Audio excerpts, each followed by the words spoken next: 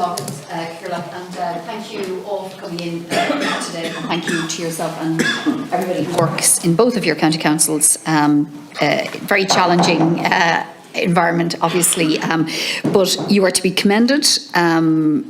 Great achievement over the last number of years, and it's really welcoming to see that combined between both of you, between social and affordable homes, we're up around 12,000 homes here combined, and that's really ambitious, and that is very welcome and will go a long way to meeting the need.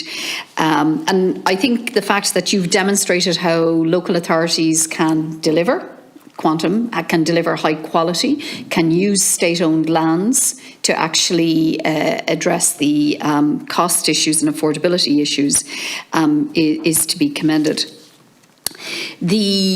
The affordable pricing there that you mentioned, starting at 166,000, and I welcome Deputy Gould's welcoming of the strong government policy there that has enabled you to deliver that affordable price, and should consider supporting us a bit more, Deputy Gould. You never know what we could achieve together. But on a serious note, it is really important. You mentioned the changed circumstances and the double-digit construction inflation, which is very real, and anybody who's trying to do any work in their own home will know that.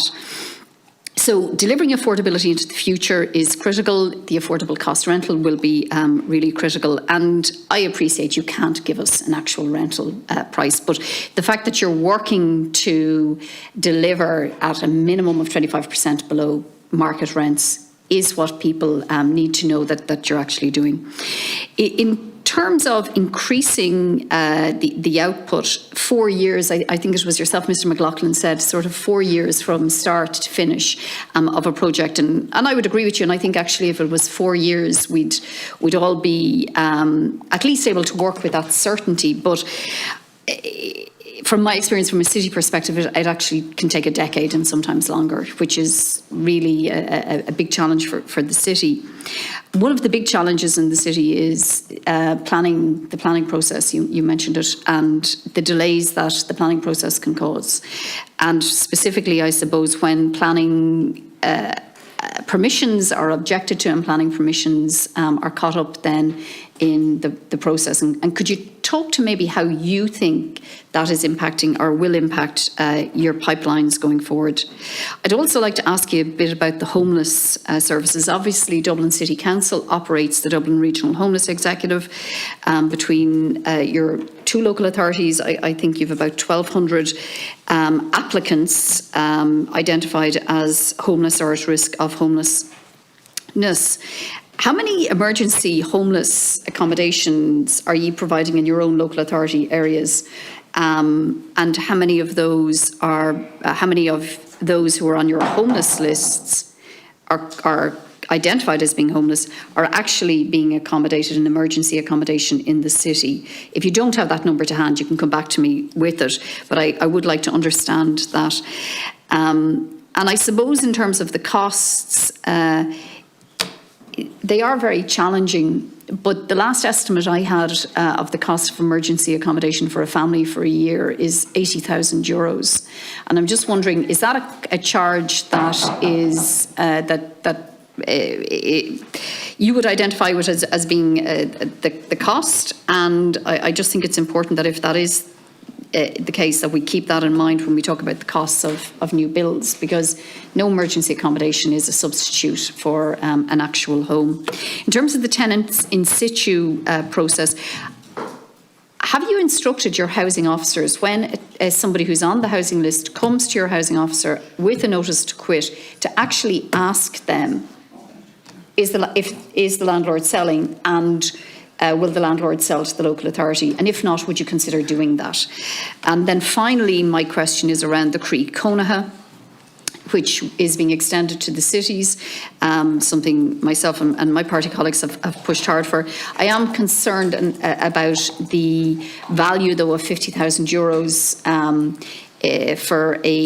that has to be for a vacant and derelict property. It would be 30,000 if the property was just vacant in the city. Do you think that will be sufficient to trigger a renovation and regeneration of vacant and derelict properties in your local authorities? A lot of questions there, I appreciate, but if we could start with Fingal and then maybe move to South County Dublin. Thanks, Senator, and I might ask Mr Burns to come in on some of those questions. Just on the planning process, we estimate about a year for the planning process. It adds. So, well, no, a year is what we would provide in our programme. So once it goes beyond that, it does delay the overall delivery. Okay. So the more efficient the process, the better.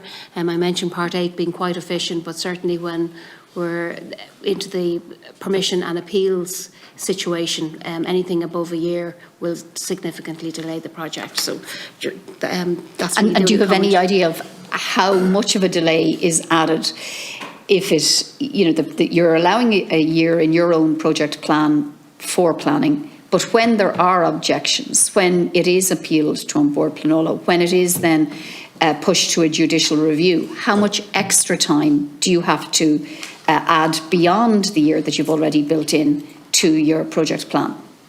It could be a year or two. If an additional year or two. Judicial review is included. So yeah, a year or two, I would say, additional to the year we plan for. Okay, so we could actually be talking about 3 years then in just planning.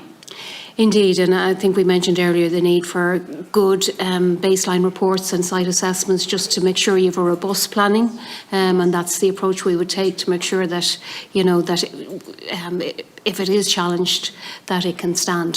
That's what would be our hope and ambition anyway. Can I just ask about the planning question from South County Dublin? Is that the same experience time-wise? Yeah, pretty much. I mean, the 4 years that I mentioned earlier, was in relation to a large site. So a smaller site wouldn't take 4 years, but on average 4 years what you need to be planning for. And I mean, look at whether it's housing, whether it's something else. If somebody has, as it was, in their mind to challenge something the whole way through An Bord Pleanála, through the High Court, through the Supreme Court, 4 years wouldn't. You know, you wouldn't notice it passing. Exactly. Yeah, yeah. And all the time people in emergency accommodation. Can I come back to Fingal on my homeless questions? How many emergency homeless accommodations are you providing within Fingal County Council? I'm going to ask Mr Burns to come in on some of the detail here, but okay. I just want to agree with your point. It's the most costly form of housing supply, so that's why we work so hard to deliver everything else. Right. It's coming up to 8 minutes on that slot, so if you could be as brief as possible, please. Okay. Just in headline terms, we would have 150 families in commercial hotels and B&Bs. That's part of the accommodation offering. In Fingal? Yeah, there are also family hubs in place, and we have 61 families in all the range of family hubs, 6 in the area. And then we have other supported accommodation that's there, people with particular needs.